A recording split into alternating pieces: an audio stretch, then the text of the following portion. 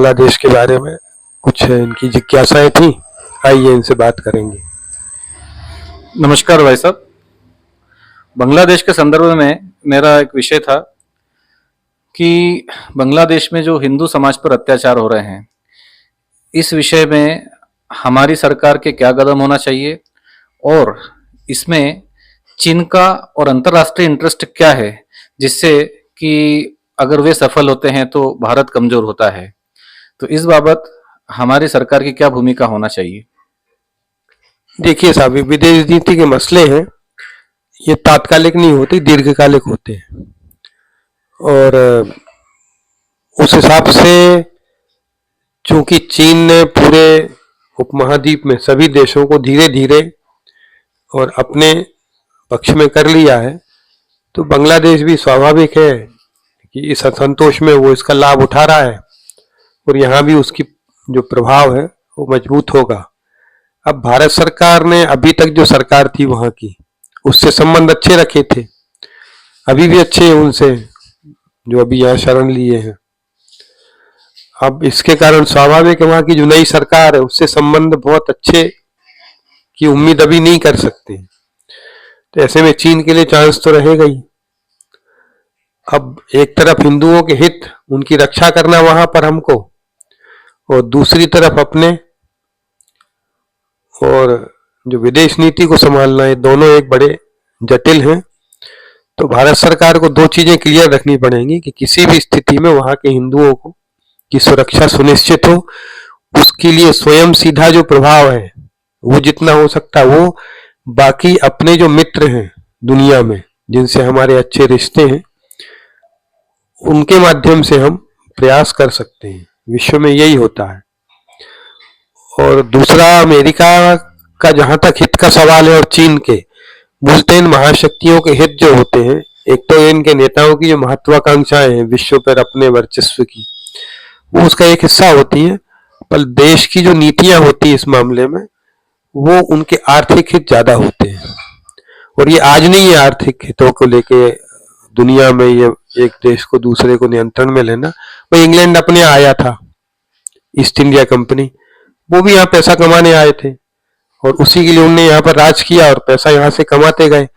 America भी जो खाड़ी देशों में उनने अपना प्रभाव रखा है, जिसके लिए लड़ाइयां भी लड़ते रहते हैं, ईरान, इराक और ये अरब इजराइल युद्ध, तो ये सब भी उनके अपने आर्थिक हितों के लिए ही, वो इजराइल को उनने वहां पर अपना एक समर्थक रखा हुआ है। तो अमेरिका का इसमें किसी के प्रति कोई सद्भावना है ऐसा नहीं हम देख सकते। उनके अपने आर्थिक हित हैं और चीन के भी आर्थिक हित हैं। वो सोचता है कि ये हमारे इसमें आ जाएगा तो हम भारत को काबू में रखेंगे। और आज समस्या क्या हो गई है कि आर्थिक मामलों में कि दुनिया भर में जनता को चाहिए सुविधाएं, अपने देश में भी ऐसा ही है, और इसके लिए सरकार भी जनता की बुराई मोल नहीं लेना चाहती। तो अमेरिका के साथ तो छोड़ो आप, हमारा चीन से भी व्यापार अभी भी कम नहीं हुआ है। बाहर कितना ही हल्ला हो उसका कि चीन हमारा दुश्मन है, बहिष्कार करो, पर ऑन रिकॉर्ड चीन से हमारा जो आयात है अभी भी बहुत ज्यादा है, वो कम नहीं हुआ है।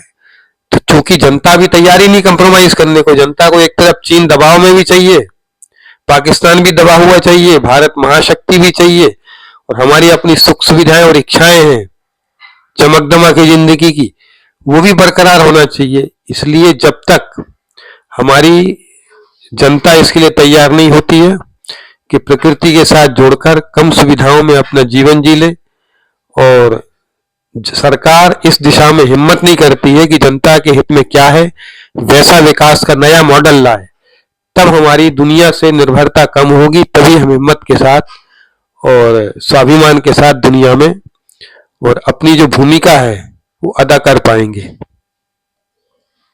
ठीक है, धन्यवाद भाई साहब। भाई साहब, मेरा दूसरा सवाल ये था कि भारत में किसानों को सब्सिडी मुहैया कराई जाती है और आर्थिक सहयोग भी देते हैं, इसके बाद भी किसान पिछड़ा हुआ है, कृषि पिछड़ी हुई है। इसके विषय में सरकार की क्या भूमिका होना चाहिए? बेसिकली अभी जो समस्या है वो ये है कि किसान नाम की चीज ऐसी है कि जिसका बाजार पर कोई नियंत्रण नहीं होता है। वो जो उपज पैदा करता है उसके मूल्य तय करने का अधिकार उसे नहीं होता। ऐसा किसी और इंडस्ट्री में नहीं है। हर इंडस्ट्री में ऐसा, कपड़ा बनाने वाला अपने कपड़े की कीमत तय करता है, फर्नीचर बनाना फर्नीचर की, और जो भी कोई चीज, मोबाइल बनाने वाला मोबाइल की। किसान ऐसी चीज है कि जो मंडी में आएगा, जो मंडी का भाव है वहां से होगा तय, उससे ही सब्जी या फल है या जो भी उसको बेचना है वहां से तय होता है। और इसलिए किसान, खेती बाड़ी जो होती है वो हमेशा तकलीफ में रहता है, दुनिया भर में ये है। और इसलिए सरकारें उनको संतुष्ट करने के लिए सब्सिडी देती है अलग अलग तरीके से। तो ये सब्सिडी तो इसलिए अपरिहार्य हो जाती है क्योंकि मूल्य उसके हाथ में नहीं है। सरकार अभी तक कानून बनाती नहीं है कि बाजार से लड़ने के लिए किसान को इतना ताकतवर बना दो कानून के द्वारा। सब सरकारों को चिंता होती कि महंगाई नहीं बढ़े। अब आप चाहते हो कि आदमी को सस्ता भी मिले और किसान का भी पेट भर जाए। ये दोनों चीजें में संतुलन बनाने के लिए सरकार हमेशा काम करती है। पर इस मामले में सरकार को स्पष्ट होना चाहिए, जनता को भी स्पष्ट करना चाहिए कि किसान को उसका मूल्य देना ही पड़ेगा हमको। अब दूसरा सवाल आता है इसमें, जो समाज के गरीब लोग हैं वो समस्या भी इसलिए है क्योंकि मजदूरों को भी उनके श्रम का हम सही मूल्य नहीं दिला पा रहे। अभी इंदौर में एक हमने प्रतिनिधिमंडल देखा था इंडस्ट्रीज वालों का, वो मिनिमम वेज अभी सरकार ने बढ़ाई है, तो 140 रुपए बढ़ा दी सरकार ने, न्यूनतम जो उसकी मजदूरी है। तो जो प्राइवेट इंडस्ट्री वाले हैं वो उसका विरोध कर रहे हैं। वो कह रहे हैं कि ये बहुत ज्यादा है। अब ज्यादा क्यों है? क्योंकि पहले क्या था कि हर साल 40-50 रुपए बढ़ते थे, हर 3 साल में बढ़ते थे, रिवाइज होती थी वो। अभी 12 साल बाद सरकार ने इकट्ठी 140 रुपए बढ़ा दी। तो वास्तव में वो बढ़ना कितनी थी? 50-60 रुपए के हिसाब से तो और ज्यादा बढ़नी थी, पर बढ़ाई आपने 12 साल में, तो लग रहा है कि बहुत ज्यादा बढ़ गई, पर वास्तव में उतनी नहीं बढ़ी। महंगाई के हिसाब से देखो तो कुछ भी नहीं है। पर इंडस्ट्री अभी मिलने गई थी और बोल रहे थे कि हमको बहुत भारी पड़ेगा। तो मजदूर को, जो हाथ से काम करने वाला है, उसको भी हम पैसा नहीं देते, किसान को भी हम पैसे नहीं देते। इसके कारण, और सबसे अधिक आबादी इन्हीं की है देश में, तो देश की अर्थव्यवस्था मजबूत कैसे होगी? क्योंकि यही तो तबके हैं इनके हाथ में जो भी पैसा आता है वो पूरा का पूरा पैसा बाजार में आ जाता है। वो अपना खर्च करते हैं, वो उसका संग्रह नहीं कर पाते, ना वो इन्वेस्ट करते हैं कहीं ऐसे मकानों में, या जो जाम हो जाती ना पूंजी उसमें। तो वो पूरी अर्थव्यवस्था को, बाजार के सर्कुलेशन में मजदूर और किसान का पैसा ही रहता है। उसके हाथ में पैसा ज्यादा आएगा तो अर्थव्यवस्था गतिशील होती है। अभी अर्थव्यवस्था में जो तकलीफें आ रही हैं दुनिया में, इसलिए आ रही हैं क्योंकि पैसा जो इकट्ठा हो रहा है बड़े तबके पे हो रहा है। वो बड़े तबके का पैसा बाजार में नहीं आता है, जिससे हर आदमी को उससे लाभ मिले, दुकानदार हो, चाहे ठेले वाला हो, चाहे और भी जितनी भी कंपनियां हो। वो सब क्या होता है, वो उसमें खर्च कर देते हैं। इसलिए किसान को जो मिलना चाहिए, वो मजदूर को, वो उसको कोई भी सरकार दिला नहीं पा रही है सब्सिडी का, इसलिए उनको सहारा लेना पड़ता है। दूसरा सवाल क्या है तुम्हारा? इनने दूसरा सवाल पूछा था कि खेती क्यों अपनी पिछड़ी हुई है। हाँ, तो वास्तव में आंकड़ों में देखो तो खेती आगे जा रही है, उत्पादन में अपने उत्पादन लगातार बढ़ रहा है खेती का। वो रासायनिक खाद और जो रासायनिक जो दूसरी चीजें हैं, हाँ, नए कुछ बीज आ गए हैं, पर इसके कारण 2 समस्याएं एक साथ बढ़ रही हैं। एक तो स्वास्थ्य के लिए वो अच्छा नहीं है, अपने शरीर के लिए भी, मनुष्य के, और दूसरा खेती के लिए भी, धरती भी उससे खराब होती है। पर इसके अलावा आज तीसरा कोई विकल्प के लिए सरकार ने कोई बड़ी मुहिम चलाई नहीं है, जिसको जैविक खेती बोलते हैं। अभी बार बार बजट में घोषणा होती, जैविक खेती के लिए इतना हमने रख दिया, 1 करोड़ किसानों को लगाएंगे, अभी बोल दिया 2 करोड़ को लगाएंगे, पर वो जमीन पर उसका कुछ स्वरूप उसका दिखता नहीं है।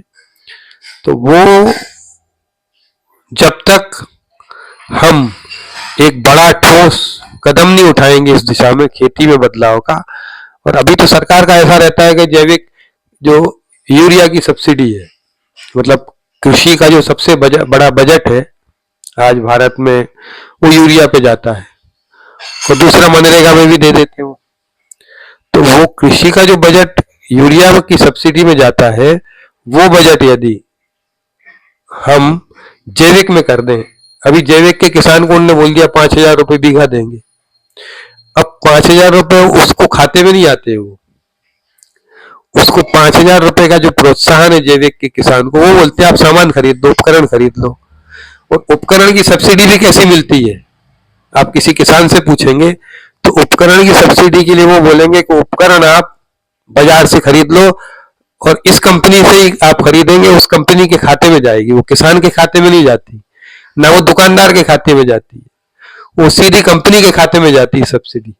और वो कंपनी के खाते में जाने के कारण और उस निश्चित कंपनी के ही प्रोडक्ट को किसान को खरीदना पड़ता है और उसका जो मूल्य है बाजार भाव से थोड़ा ही कम रहता है। उतनी बार्गेनिंग करके किसान, और जो बाजार में जो ओपन मार्केट में दूसरी कंपनियों के अच्छे प्रोडक्ट है वो खरीद लेता है, तो उस सब्सिडी का कोई मूल्य नहीं जो कंपनी के हाथ जा रही है। जैसे आज आयुष्मान भारत की सब्सिडी, वो भी कंपनी के हाथ में जा रही है। तो उसके कारण क्या हुआ, अस्पतालों का बिल अनाप शनाप बनने लगा, 1 लाख का ऑपरेशन 4 लाख में बनने लगा, तो 4 लाख कंपनी के चले जाते हैं। पैसा तो जनता का पैसा है ना, जो सरकार पेमेंट कर रही है। इसलिए इस सब्सिडी की जो नीति है और ये सारी जो नीतियां हैं, इनको ज्यादा उद्देश्यपूर्ण बनाने की आवश्यकता है। किसान कहता है कि हमें कोई सब्सिडी मत दो, हमसे आप हर चीज की पूरी कीमत ले लो, पर हमें स्वामीनाथन आयोग के अनुसार हमारी कृषि उपज का जो लागत है उसके अनुसार, जो फार्मूले के अनुसार उसका मूल्य दे दो आप। तो ये सारा बीच का जो कंपनियों का बीच की धंधेबाजी है, ये भी बंद हो जाएगी और सीधे किसान को उसकी उपज का लाभ मिल जाएगा। पर अभी तक इस दिशा में कोई ठोस कदम नहीं उठाया गया है।